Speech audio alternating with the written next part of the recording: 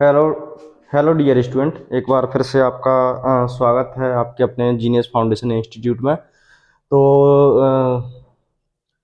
Dear student, इसमें अपना जो चैप्टर चल रहा था, आईटीआई का दूसरा चैप्टर चल रहा था, मौलिक विद्युत एवं वैद्युतिक पदार्थ। आज इसमें अपन जो है पार्ट टू के बारे में अपन डिस्कस करेंगे। पार्ट टू में पढ़ेंगे विद्युत द्वारा उत्पन्न प्रभाव।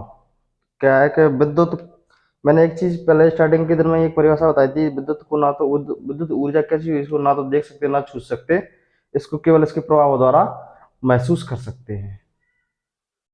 तो उसके द्वारा, विद्युत के द्वारा उत्पन्न प्रभाव कौन कौन से हैं?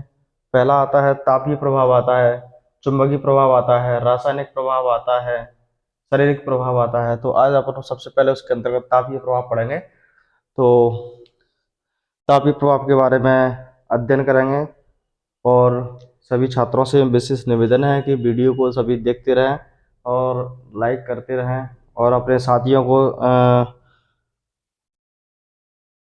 को वीडियो शेयर कर दिया करें और चैनल को सब्सक्राइब करवा दिया करें।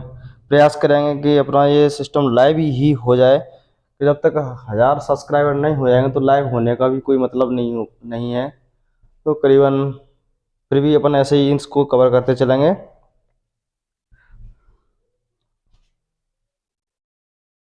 तो प्रभाव तापीय प्रभाव के अंतर्गत क्या होता है कि एक वैज्ञानिक थे जूल, वैज्ञानिक का नाम है जूल। उनने क्या किया था, दो अलग अलग धातुएं ली। उनने दो अलग अलग धातुएं ली। जैसे एक धातु जे रही, एक धातु उनने ये ली। मान के चलो ये धातु काय की है, जो एक धातु उनने ये ले ली, जे काय की है, कॉपर की है, कॉपर की धातु है। ठीक। और एक धातु उनने काय की ली, जस्ते की ले ली। जो उनने क्या किया, एक धातु अलग से उनने काय की, जस्ते की ले ली, दो धातु ले ली। तो इनका जो ये जो भाग है इतना इतना, ये क्या हो गया, इनका संगम बिंदु हो गया। संगम बिंदु मतलब जॉइंट वाला बिंदु, इतना इतना, ये क्या हो गया, संगम, संगम हो गया। तो क्या है कि दो अलग अलग प्रकार की धातुओं के संगम बिंदु को गर्म करने पर, मतलब जे दो, एक तो कॉपर का एक जस्ते का, दोनों को उन्होंने क्या किया, ज्वाइंट कर दिया और उनको, उनका जो ज्वाइंट बिंदु, संगम बिंदु या जंक्शन, उनको उसको गर्म किया। तो इनके सिरों पर क्या हो गया, विद्युत उत्पन्न हो गई। इनका जो सिरा है यहाँ पर क्या हो गया, विद्युत उत्पन्न हो गई। इन सिरों पर विद्युत उत्पन्न हो गई। लेकिन ये विद्युत क्या है, कम मात्रा में उत्पन्न हुई, इसलिए इसका उपयोग क्या है कि व्यापारिक स्तर पर नहीं किया गया। लेकिन विद्युत कौन सी है, गतिज विद्युत है। गतिज विद्युत में है यहाँ पर। तो कैसे, मतलब कहने का ये है कि तापीय प्रभाव की जो खोज है वैज्ञानिक जूल के द्वारा हुई थी। उनने क्या किया था, दो भिन्न भिन्न अलग अलग धातुएं ले ली और उनके संगम बिंदु को गर्म किया। तो उन धातुओं के सिरों पर क्या, विद्युत उत्पन्न हो गई। और जो विद्युत उत्पन्न हुई वो कम मात्रा में विद्युत उत्पन्न हुई। इसके लिए इसका कारण उपयोग कहाँ है, व्यापारिक स्तर पर नहीं किया गया।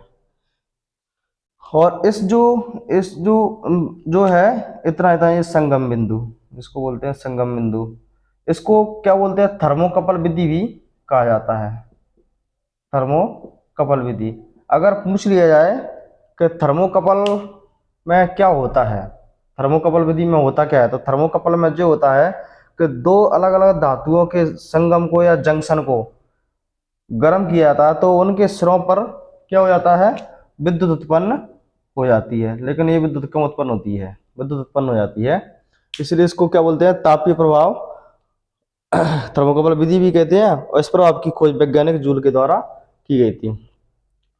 ठीक है, समझ में आ गई होगी। तो इसका जो एक बार मैं आपको इसकी परिभाषा जो मैंने लिखवाई है कि उसको समझाता हूँ। दो अलग अलग प्रकार की धातुओं के संगम बिंदु को गर्म करने पर उससे उनके सिरे पर विद्युत उत्पन्न होती है। यह विद्युत बहुत कम मात्रा में उत्पन्न होती है, जिस कारण से इसका उपयोग व्यापारिक स्तर पर नहीं किया जा सकता। इस तापीय प्रभाव को थर्मोकपल विधि के नाम से विधि भी कहते हैं, थर्मोकपल विधि भी कहते हैं। इस प्रभाव की खोज वैज्ञानिक जूल के द्वारा की गई थी।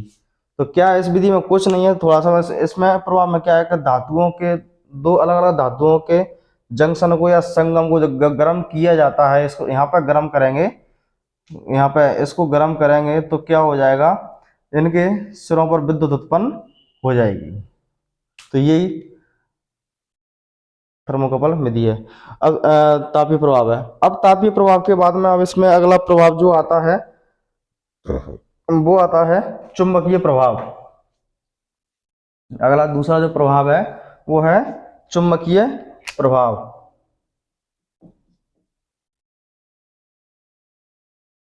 चुंबकीय प्रभाव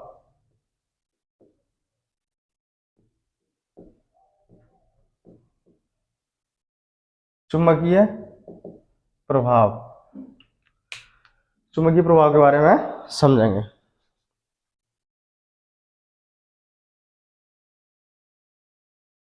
तो इसके अंतर्गत अब दूसरा आता है चुंबकीय प्रभाव। अब चुंबकीय प्रभाव क्या होता है, इसको जरा समझना ढंग से, इसको भी समझ लो कि चुंबकीय प्रभाव क्या होता है। तो चुंबकीय प्रभाव में क्या कहते हैं, दो चुंबक ले लेते हैं। जैसे कि एक चुंबक लेते हैं यहाँ N और यहाँ S, दो चुंबक यहाँ पे ले ली इस तरीके से S। अब ये एक चुंबक लेते हैं, इसमें क्या है कि स्थायी चुंबक। अब जो चुंबकीय बल रेखा आपने एक चीज देखी हुई कि N से S की तरफ जाती है, चुंबकीय बल रेखाएं N से S की तरफ जाती हैं। ये तो आपको मैंने और पहले वीडियो में बता दिया है कि चुंबकीय बल रेखाएं N से S ध्रुव की ओर जाती है, मतलब नॉर्थ से साउथ पोल की ओर जाती हैं। और ये बीच में क्या रखा हुआ है, इसको बोलते हैं चालक। चालक बोल दो या रोटर बोल दो। और ये क्या है, स्थिर चुंबक, स्थायी चुंबक, स्थायी चुंबक। ये भी क्या है, स्थायी चुंबक, स्थायी चुंबक। तो समझ ना ध्यान से। अब चुंबकीय बल रेखा N से S की तरफ जा रही है। कहाँ जा रही है, N से S की तरफ जा रही है। बीच में क्या रखा है, कोई प्राइम मूवर रखा हुआ है, प्राइम मूवर। ये क्या करेगा, जैसे ये घूमेगा, चुंबकीय बल रेखा हमेशा तुम देखना दो चुंबक जो होती हैं उनको अपन, जैसे कि अगर उनके ध्रुव जैसे एस हैं दोनों साइड में, तो वो एक दूसरे में तो क्या है धक्का लगाएंगे। आपने बचपन में कभी किया हुआ, चुंबक वैसे जाते हैं धक्का लगाते हैं, उसको पलटा लगा तो वो चिपक जाती है। बीच में वो क्या होती है, चुंबकीय बल रेखा होती है, वो दिखाई नहीं देती, काल्पनिक होती हैं। अब इसमें क्या है कि जो बल रेखा एन से एस की तरफ जा रही है वो इसमें दिख तो है नहीं है। अब अपन ने क्या किया कि एक बीच में एक ले जाके प्राइम मूवर रख दिया और उसको अपन ने वो बीच में घुमाना स्टार्ट कर दिया से। तो इससे क्या हुआ, ये चुंबकीय बल रेखा का छेदन हो गया, मतलब चुंबकीय बल रेखा कट गई, जिसकी वजह से क्या हो गया, फ्लक्स कट गया और ईएमएफ उत्पन्न हो गया।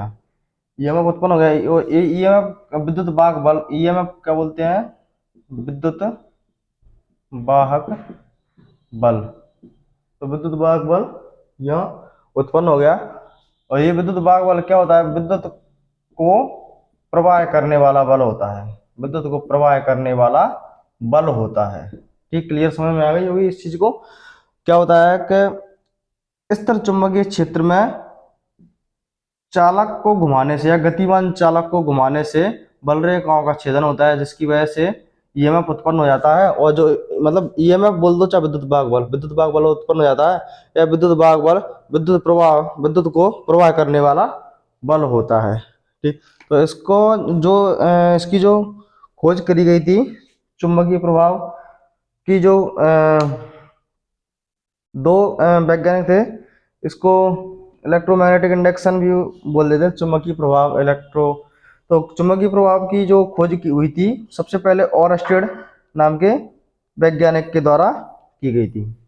इसकी जो परिभाषाएं हैं वो मैं आपको यहाँ पे लिखवा देता हूँ, चुंबकीय प्रभाव के बारे में क्या क्या है।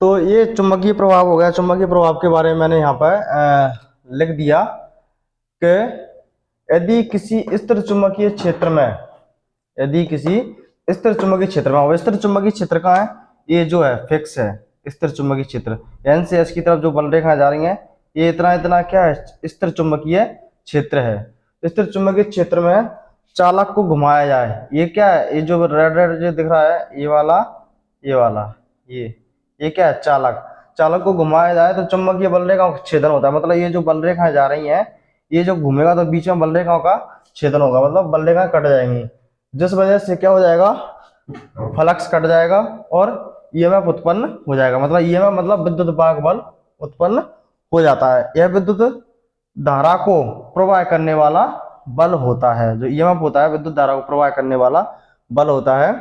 अब बात आती है कि चुंबकीय प्रभाव की खोज कौन ने की थी। चुंबकीय प्रभाव की खोज जो है वैज्ञानिक ओरस्टेड के द्वारा की गई थी, और विद्युत चुंबकीय प्रेरण की जो खोज की थी वो माइकल फैराडे ने की थी। यहाँ पर दोनों पॉइंटों पे आपको विशेष कर ध्यान देना है कि अगर बात करें कि चुंबकीय प्रभाव की खोज, चुंबकीय प्रभाव की खोज तो ओरस्टेड ध्यान रखना है, और विद्युत चुंबकीय प्रेरण की खोज आ जाए तो वो आपको ध्यान रखना है माइकल फैराडे द्वारा की गई थी। तो चुंबकीय प्रभाव क्या होता है, चुंबकीय प्रभाव के बारे में बात करें कि किसी स्थिर चुंबकीय क्षेत्र में, स्थिर चुंबकीय क्षेत्र में चालक को घुमाया जाए तो चुंबकीय बल रेखाओं का छेदन होगा, जिस वजह से फ्लक्स कट जाएगा और ईएमएफ उत्पन्न हो जाएगा, मतलब विद्युत भाग बल, विद्युत भाग बल उत्पन्न हो जाएगा, उत्पन्न हो जाता है। यह विद्युत धारा को प्रवाह करने वाला बल होता है। क्लियर, चुंबकीय प्रभाव। अब चुंबकीय प्रभाव के बाद में अगला प्रभाव पढ़ेंगे रासायनिक प्रभाव, इसको बोलते हैं रासायनिक प्रभाव। अगला प्रभाव इसमें अपन रासायनिक प्रभाव पढ़ेंगे।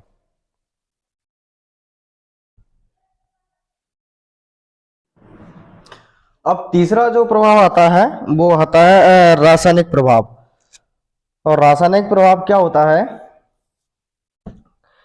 कि एक पात्र ले लेते हैं, या आप मान लो कि चलो कोई बैटरी है, इन्वर्टर वाली ट्रैक्टर वाली जो बैटरी है, उस बैटरी के अंदर क्या है, बैटरी ले ली और उसमें क्या भर दिया, विद्युत अपघट है, जे मैंने जो भरा हुआ है विद्युत अपघट है भरा हुआ है। इस बैटरी के अंदर क्या कर दिया, विद्युत अपघट है भर दिया, मतलब H2SO4 हाइड्रोजन सल्फेट बोल दो, या विद्युत अपघट है बोल दो, विद्युत अपघट है बोल दो, या इंग्लिश में बोलते हैं इसको इलेक्ट्रोलाइट, इलेक्ट्रोलाइट बोलते हैं इसको इंग्लिश में, इलेक्ट्रोलाइट, इलेक्ट्रोलाइट बोल दो या बोलते हैं इसको। तो क्या है कि इसमें दो इलेक्ट्रोड डाल दिए, एक एनोड का डाल दिया, एक कैथोड का डाल दिया, दो इलेक्ट्रोड इसके अंदर अपन ने डाल दिए। अब इसमें क्या किया, जो विद्युत एक पात्र ले लिया, उसमें बैटरी है, उसमें विद्युत अपघट है भरा हुआ है हाइड्रो H2SO4, इसमें दो इलेक्ट्रोड डाल दिए, एक एनोड का एक कैथोड का। इलेक्ट्रोड एनोड पर हमेशा पॉजिटिव चार्ज रहता है और कैथोड पर हमेशा नेगेटिव चार्ज रहता है, इस चीज का विशेष ध्यान रखना। तो प्लस और माइनस वाले बैटरी के अंदर आप ही नहीं देखा होगा, प्लस और माइनस रहता है, तो वो एक एनोड प्लस वाला एनोड होता है और माइनस वाला कैथोड होता है, तो वो इस पात्र के बैटरी के अंदर डाल दिए। अब यहाँ पर क्या किया, इसमें विद्युत धारा दी, विद्युत धारा का प्रवाह इसके अंदर किया, तो इसके अंदर जो विद्युत अपघट है भरा हुआ है इसका आयनीकरण हो गया, विद्युत अपघट का क्या हो गया, आयनीकरण हो गया, आयनीकरण, आयनीकरण हो गया। आयनीकरण मतलब कैसा, अलग अलग आयनों में टूट गया, अलग अलग आयन मतलब कैसे, हाइड्रोजन आयन अलग हो गए और सल्फेट आयन अलग हो गए, मतलब प्लस और माइनस माइनस आयनों में ये टूट गया, प्लस में टूटा, दो आयनों में टूटा, अलग अलग भिन्न भिन्न। कौन कौन से में, एक प्लस में टूटा और एक माइनस में टूटा, दो अलग अलग आयनों में टूट गया, आयनीकरण हो गया, या अलग अलग आयनों में टूट गया, मतलब उसका जो है चुकरन चुकरन टाइप का हो गया, वो टूटा, इसमें विद्युत धारा प्रवाह की, तो यहाँ पे विद्युत धारा का प्रवाह किया, तो इसमें जो विद्युत अपघटन भरा हुआ है इलेक्ट्रोलाइट, उसका आयनीकरण हो गया, मतलब अलग अलग आयनों में टूट गया, प्लस में और माइनस में टूट गया। तो इसको क्या बोलते हैं, तो इसमें क्या है कि ये जो टूटा, तो जो प्लस वाले जो थे वो माइनस की प्लेट से आगे चिपक गए, और माइनस वाले इसके अंदर जो थे, जे वाले, जो प्लस की प्लेट पे आगे चिपक गए, इस वजह से ये क्या हो गया, चार्ज हो गया। चार्ज हो गया तो बाद में फिर इसको उपयोग में ले लेते हैं। ये सब पूरी प्रोसेस क्या हुई, रासायनिक प्रभाव। तो इस रासायनिक प्रभाव की सबसे पहले खोज के बारे में बात करें तो रासायनिक प्रभाव ये कार्यक्रम जो है, ये सब सबसे पहले फैराडे के द्वारा, जो वैज्ञानिक थे माइकल फैराडे, इनके द्वारा ये सबसे पहले किया गया, फैराडे के द्वारा सबसे पहले ये किया गया। तो इसकी जो परिभाषा है वो मैं लिख देता हूं।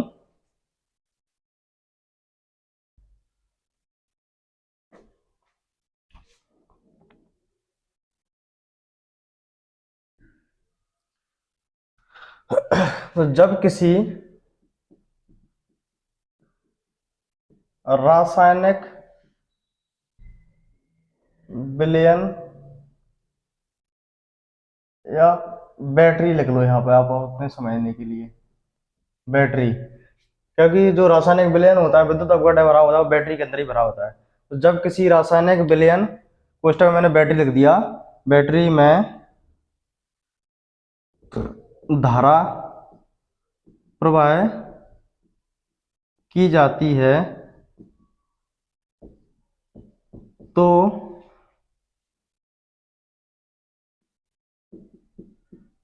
बैटरी के अंदर भरे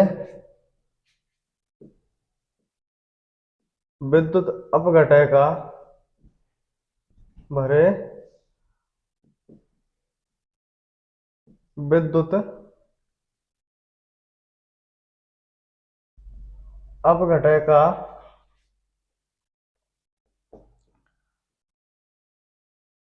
आयनीकरण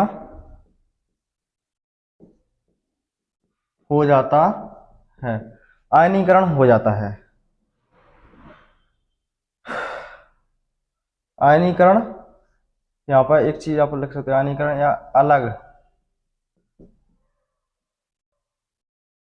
अलग आयनों में टूटना, ये क्वेश्चन बंद कर दिया, तो आयनीकरण हो जाता है।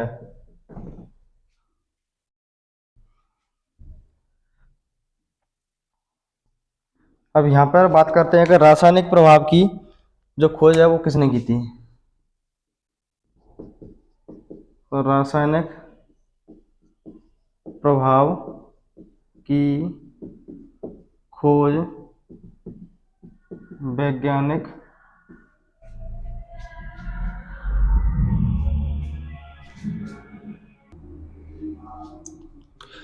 तो रासायनिक प्रभाव की जो खोज की गई वो वैज्ञानिक माइकल फैराडे द्वारा की गई थी। रासायनिक प्रभाव की खोज किसके द्वारा, माइकल फैराडे के द्वारा की गई थी। तो वही मैंने चीज आपको बताई थी कि जे इसके अंदर क्या भरा हुआ है, रासायनिक विलयन भरा हुआ है।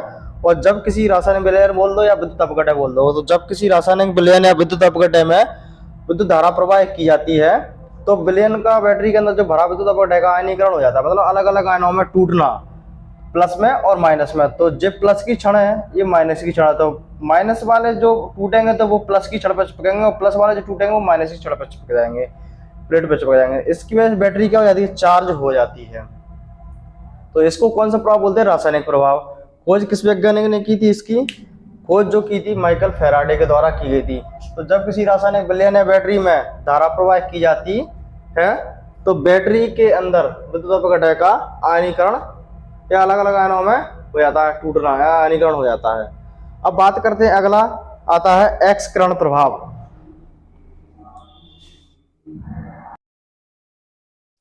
तो एक्सकरण प्रभाव के बारे में अपन सबसे पहले पढ़ते हैं कि एक्सकरण प्रभाव में क्या करते हैं। एक नलिका होती है, जैसे आप हॉस्पिटल में देखा होगा, हॉस्पिटल के अंदर आपने एक चीज नोटिस की होगी कि जो हॉस्पिटल होता है उसमें एक्सरे लेने के लिए बहुत बड़ी मशीन रखी रहती है। उसमें किसी को इस तरीके से खड़ा कर देते हैं तो मशीन की पिछवाड़ा करके तो उसका पूरा वो है स्क्रीन पे आ जाता है। तो अब वो मशीन मान के चलो ये है, तो उस मशीन के अंदर क्या करते हैं, हाई वोल्टेज मतलब उच्च वोल्टेज और फ्रिक्वेंसी, हाई फ्रिक्वेंसी उस नलिका में से गुजारते हैं। तो उसकी जो तरंगें होती है वो अपनी पीठ पे आगे पड़ती है, तो वो इधर आगे क्या आ जाता है, एक्सरा आ जाता है। तो एक नलिका में से क्या करते हैं, तो एक हाई वोल्टेज और हाई फ्रिक्वेंसी उससे एक्सरे नलिका से गुजारते हैं, उसकी किरणें तरंगों को गुजारते हैं। तो इधर क्या है, डिस्प्ले पे उसका, जहाँ व्यक्ति कोई व्यक्ति खड़ा कर दिया, यहाँ पर कोई व्यक्ति खड़ा हुआ है, इसमें से हाई वोल्टेज और हाई फ्रिक्वेंसी इसमें से गुजार दी, यहाँ पर व्यक्ति खड़ा कर दिया, तो इसके अंदर का जो है वो इस एक्सरे पे आ गया। तो इसको क्या बोलते हैं, एक्स किरण प्रभाव बोलते हैं, मतलब एक्सरे लेने के काम में आता है। तो एक्स किरण प्रभाव की खोज किस वैज्ञानिक ने की थी, एक्स किरण प्रभाव की खोज की थी वैज्ञानिक रोंजन के द्वारा। इस बात का विशेष ध्यान रखना। तो क्या है, एक नलिका में हाई वोल्टेज एवं हाई फ्रिक्वेंसी को गुजारा जाता है। एक्स किरण प्रभाव का उपयोग हॉस्पिटल के अंदर एक्सरे लेने में किया जाता है। एक्स किरण प्रभाव की खोज वैज्ञानिक रोंजन के द्वारा की गई थी। तो ये है एक्स किरण प्रभाव। अब अगला आता है गैस विसर्जन प्रभाव। कौन सा, गैस विसर्जन प्रभाव। अगला जो चौथा इसका जो पॉइंट है वो है गैस विसर्जन प्रभाव। तो गैस विसर्जन प्रभाव में क्या होता है कि एक ट्यूबलाइट होती है, ट्यूबलाइट होती है, उस ट्यूबलाइट के अंदर मान के चलो नियॉन गैस भरी हुई है, या मान के चलो बल्ब है, बल्ब के अंदर जो आर्गन गैस भरी हुई है। जब उस गैस के उस बल्ब के अंदर जो क्या है, या ट्यूबलाइट के अंदर जब सप्लाई दी जाती है, तो उसमें जो विद्युत वो भरी हुई है, आर्गन या नियॉन गैस भरी है, तो उस गैस का आयनीकरण हो जाता है, मतलब अलग अलग आयनों में टूटने लगती है, जिसके कारण से वो अलग अलग आयन टूटेगी, प्लस माइनस वाले जो आपस में टकराएंगे, तो ये क्या एक चमक पैदा करते हैं। क्या करते हैं, एक चमक पैदा करते हैं, जिसकी वजह से उजाला हो जाता है। इससे भी अपन विद्युत का पता लगा सकते हैं कि गैस विसर्जन प्रभाव के द्वारा विद्युत का पता लगाया जाता है। तो इसके बारे में मैं लिख देता हूं, आप अपनी इच्छा के अनुसार वो डायग्राम चाहो तो चित्र बना सकते हो कि जब किसी बल्ब या ट्यूबलाइट के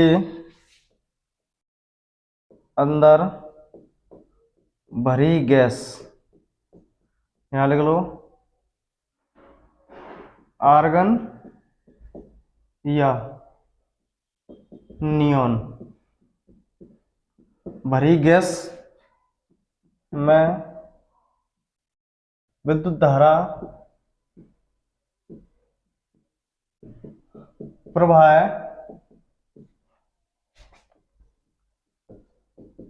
की जाती है, तो गैस का आयनीकरण हो जाता है। आयनीकरण मतलब कैसा, अलग अलग आयनों में टूटना, प्लस और माइनस। जब ये प्लस माइनस आपस में टकराएंगे तो एक चिंगारी सी उत्पन्न होगी, तो इससे क्या है, उजेला होने लगता है, आयनीकरण हो जाता है।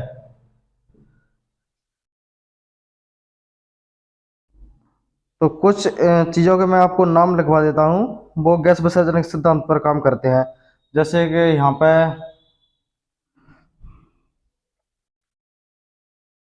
प्रदीप्ति लैंप, प्रदीप्ति लैंप उदाहरण, प्रदीप्ति lamp, sodium vapour lamp, sodium vapour lamp,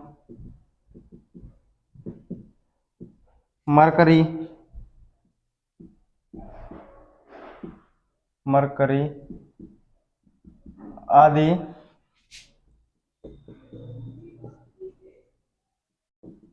gas विसर्जन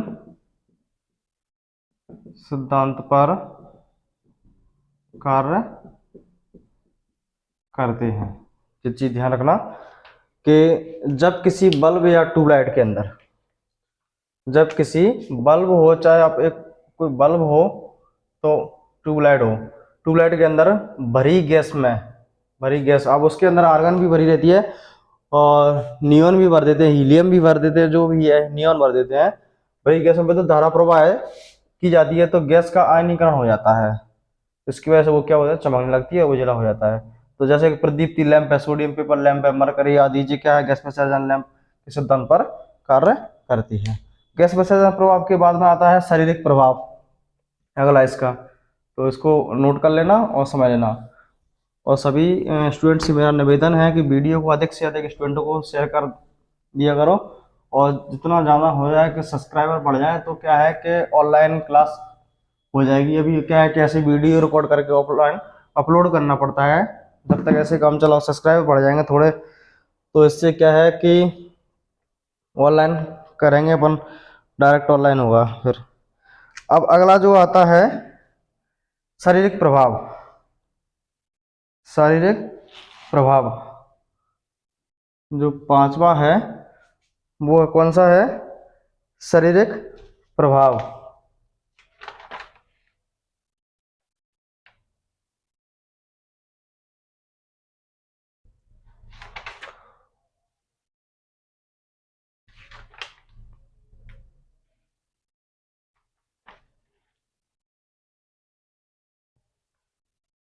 तो शारीरिक प्रभाव,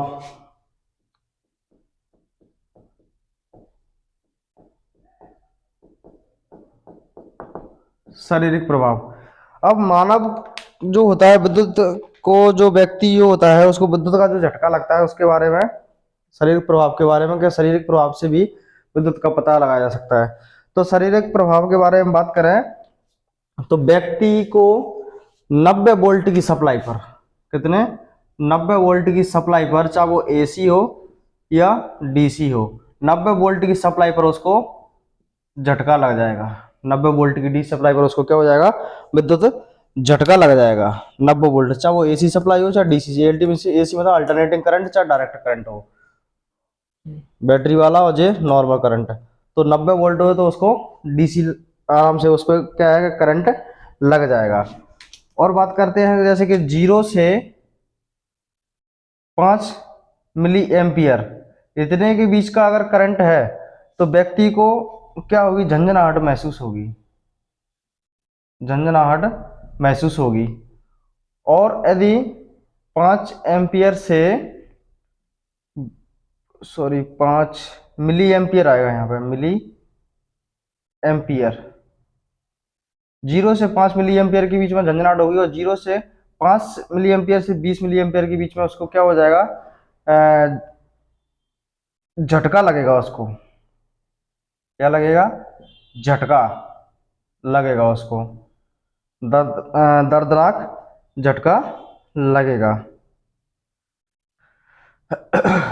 फिर बात करते हैं 20 मिली एम्पियर से, जैसे कि 50 मिली एम्पियर तक के बीच का करंट है, 50 मिली एम्पियर तक के बीच का करंट है, तो उसको हृदयघात, हार्ट अटैक या सांस लेने में रुकावट या मृत्यु हो सकती है।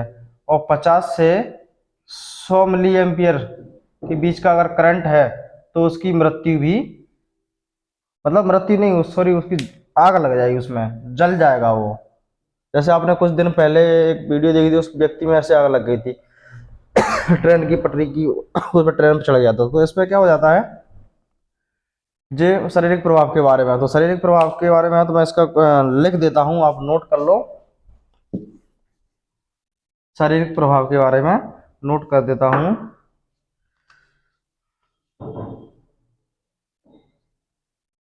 मानव को 90 वोल्ट की सप्लाई पर विद्युत झटका, विद्युत झटका लग जाता है, चाहे वह सप्लाई एसी हो या डीसी। एक जहाँ से जो हो गया,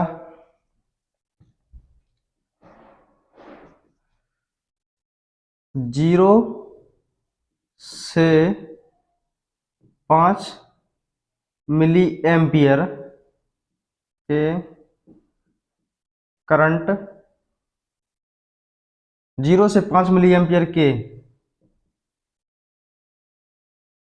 बीच के करंट पर मनुष्य को झंझनाहट महसूस होगी। हट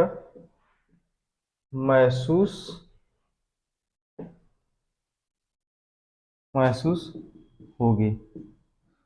फिर 5 मिली एम्पियर से 20 मिली एम्पियर के बीच के करंट पर मनुष्य को विद्युत झटका लगेगा। उसके बाद में आता है 20 मिली एम्पियर से 50 मिली एम्पियर के बीच के करंट पर मनुष्य को हृदयघात मतलब हार्ट अटैक, हृदयघात या श्वास लेने में रुकावट अथवा मृत्यु भी हो सकती है, भी हो सकती है।